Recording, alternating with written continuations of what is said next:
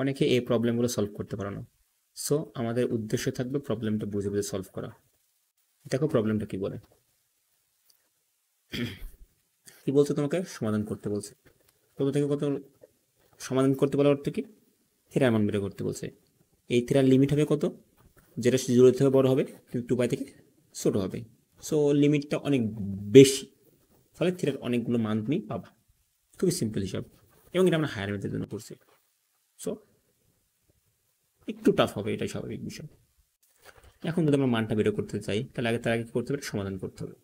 এবং সমাধান করতে গেলে কি করব, দেখা যাক কি করা যায়। প্রথম কথা দেখতে হবে এটা কোন ফর্মে আছে। নর্মালি এই ফর্মে থাকতে পারে। দেখো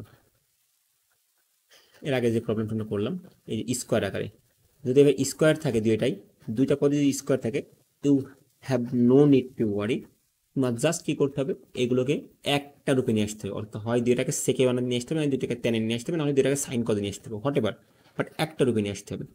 কিন্তু যখন তোমার প্রবলেমগুলো থাকবে এমন যে যেখানে একটার মাথায় স্কোয়ার আছে আর একটা মাথায় নাই, তখন যেটা স্কোয়ার আকার আছে সেটাকে স্কোয়ার নেই তার মতন বানাইতে হবে। অর্থাৎ যার পাওয়ার 1 সব কিছু তার মতন বানাইতে হবে। অর্থাৎ এখানে স্কোয়ার আছে কার মাথায়, কসের মাথায়, স্কোয়ার নেই কার মাথায়, অর্থাৎ 1 আছে কার মাথায়, সাইনের মাথায়।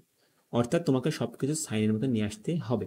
তো এই কজ স্কোয়ার রাখতে পারবে না, কজ স্কোয়ারকে কিসে নিয়ে যেতে হবে, সাইনে রূপান্তর করতে হবে।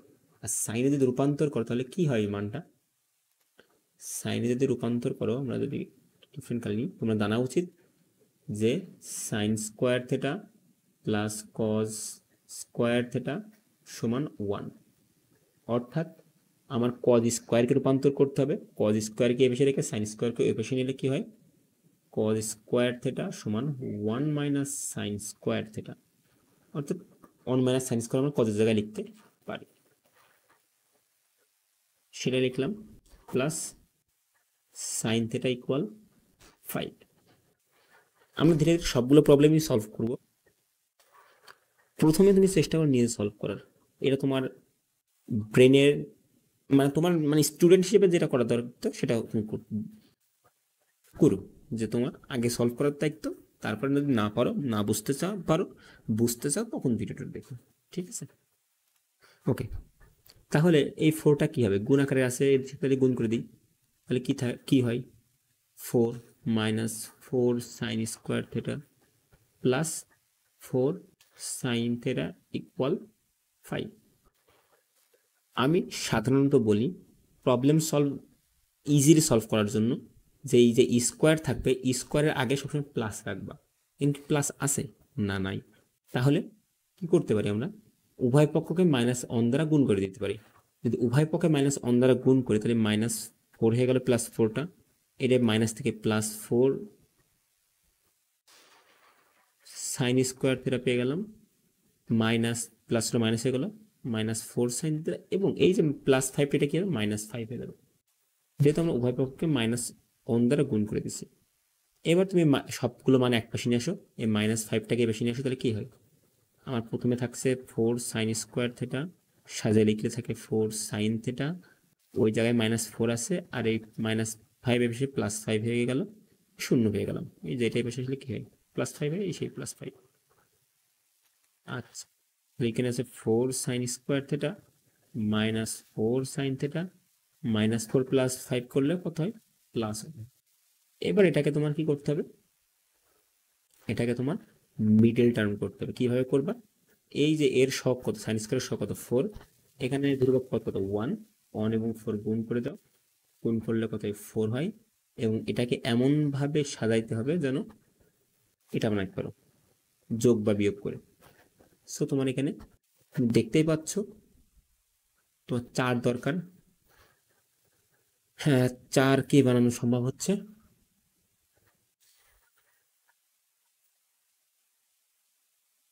একে যদি আর ভাঙো, 4কে যদি ভাঙো, দেখো 4 থেকে 1 বিয়োগ করলে তো হচ্ছে না, 3 হয়ে যাচ্ছে। তো এখানে 2 দুগুণে 4 লেখা যায়, তাহলে -2 করলে হয়ে যাচ্ছে 4।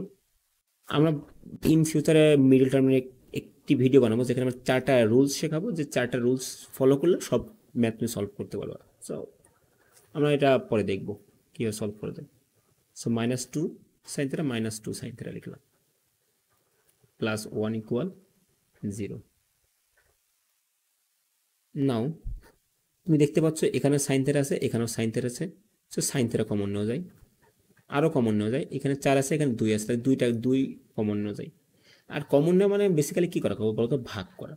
যে 4 সাইন স্কোয়ার থেকে 2 সাইন থিটা যদি কমন নেওয়া মানে 2 সাইন থিটা দ্বারা ভাগ করছো, 2 সাইন থিটা দ্বারা ভাগ করলে একটা 2 কাটা যাবে, আর একটা সাইন থিটা কাটা যাবে, তাহলে আর একটা সাইন থিটা থাকবে। আর এখানে 2 সাইন থিটা থেকে 2 সাইন থিটা যদি কমন হয় -1 থাকবে। একইভাবে এখান পরবর্তী দুইটা পদ থেকে -1 যদি তুমি কমন নাও তাহলে কি থাকে, 2 সাইন থিটা -1 থাকে। যদি -1 তুমি কমন নাও, -1 কেন কমন নিচ্ছি, কারণ আমার সব সময় এই যে এই পদ দুইটাকে একই বানাইতে হবে, কারণ পরবর্তীতে আমাদের কাজ হবে ওইটা কমন, অর্থাৎ 2 সাইন থিটা -1 কমন। যদি 2 সাইন থিটা -1 কমন নিয়ে ফেলি তাহলে কি থাকে, প্রথমে থাকে 2 সাইন থিটা -1 = 0। তো দুইটা তোমার সেম পদ আসছে, অর্থাৎ 2 সাইন থিটা -1 হোল স্কোয়ার লিখতে পারো = 0। পরবর্তী স্কোয়ার এবার পাঠিয়ে দাও, দিলে কি থাকে, 2 সাইন থিটা -1 = 0, কারণ স্কোয়ার রুট ডোন্ট কেয়ার, মানে স্কোয়ার অফ 0 করলে, স্কোয়ার রুট অফ 0 করলে 0 হয়। পরবর্তীতে সাইন থিটা সমান তুমি কি লিখতে পারো, -1 এপাশে গেল, যে +1 হয়ে গেল, দুইটা সাইনের সাথে গুণ আকার ছিল, এপাশে কি হয়ে গেল, ভাগ হয়ে গেল। সাইন থিটা সমান তুমি হাফ লিখছো। এখন এই মানটা কি তোমার দেখাইতে হবে 0 থেকে 2π এর মধ্যে, এবং সাইন থিটার মান যেহেতু প্লাস এসছে, সো এই মানটা কোন চতুর্ভাগে সম্ভব এটার মান দেখতে হবে। যেহেতু প্লাস মান এসছে এবং সাইনের মান প্লাসের দুইটা চতুর্ভাগ, এক প্রথম চতুর্ভাগে আর একটা হচ্ছে দ্বিতীয় চতুর্ভাগে।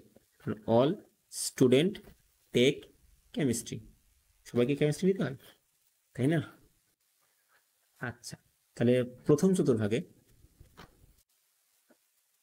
চতুর্ভাগে সাইন থিটার সমান লিখতে পারবো কি, সাইন কত ডিগ্রি মান হাফ, এবং মনে থাকা উচিত সাইন 30 ডিগ্রি মানে হচ্ছে হাফ, আর সাইন 30 মানে কত, π/6, মিনস থিটা ইকুয়াল কত, π/6। এই সেম মান মানে সাইন যেমন হাফ আবার সম্ভব কোন চতুর্ভাগে, দ্বিতীয় চতুর্ভাগে। সো দ্বিতীয় চতুর্ভাগে যদি মানটা আমরা বের করি তাহলে কত আসবে, সাইন থিটা ইকুয়াল সাইন কয় ডিগ্রি, আমি আগেই বলে আসছি যে যদি আমরা ভিডিওগুলো না দেখে থাকো, আগেরগুলো যেগুলো সলভ করছি একটু দেখে এসো, কারণ আমি ওখানে বোঝাই আসছি যে কেন এটা করতে হয়। সো সাইন থিটা এখানে মান কত বসবে, তোমার সবসময় রাখতে হবে জোর গণিতক, তাই এর মান হবে 2 π/2। যেহেতু তুমি দ্বিতীয় চতুর্ভাগে থাকবা, তার মানে তোমার π/1 π/2 2 π/2 যোগ করে তো তুমি তৃতীয় চতুর্ভাগে চলে আসবে, অবশ্যই তোমার কি করতে হবে, বিয়োগ করে পিছের দিকে যেতে হবে। তাহলে বিয়োগ, তোমার নর্মালি কয় ডিগ্রি অ্যাঙ্গেল হয়, নর্মালি অ্যাঙ্গেল হয় π/6, তাহলে -π/6 লিখবা, এবং উভয় পক্ষে সাইন সাইন বাদ দিয়ে দাও, দিলে কি থাকে, দিলে তোমার থিটা সমান থাকে হচ্ছে, এবার এই এই দুই কাটাকাটি যায়, যে থাকে কি π-π/6।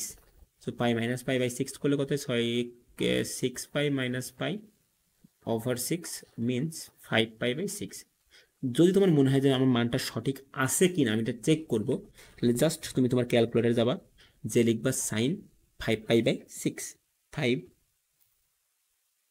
5π/6। আমি যদি লিখি আমার মান আসছে, আচ্ছা তার আগে আমরা বের করে দেখি যে সাইন, আমাদের ডিগ্রি মোড আছে, সরি, সো আগে মোড চেঞ্জ করতে হবে, mode general calculation, vector matrix, unit converter.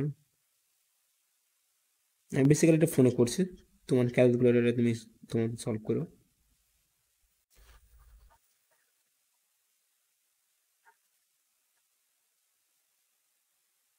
Angle জি। ওকে, ঠিক আছে সব কিছু। সুতরাং আপনি এগুলো দেখবেন যে এখানে আমার থিটার মান কী কী আসছে। থিটার মান আসছে হচ্ছে π/6 এবং 5π/6। আশা করি তুমি বুঝতে পারছো, এবং কোনো সমস্যা ফেস করলে অ্যাটলিস্ট কমেন্ট করে যে আমি এই জিনিসটা বুঝতে পারিনি। ঠিক আছে, ওকে, আজকে এই পর্যন্তই। ধন্যবাদ।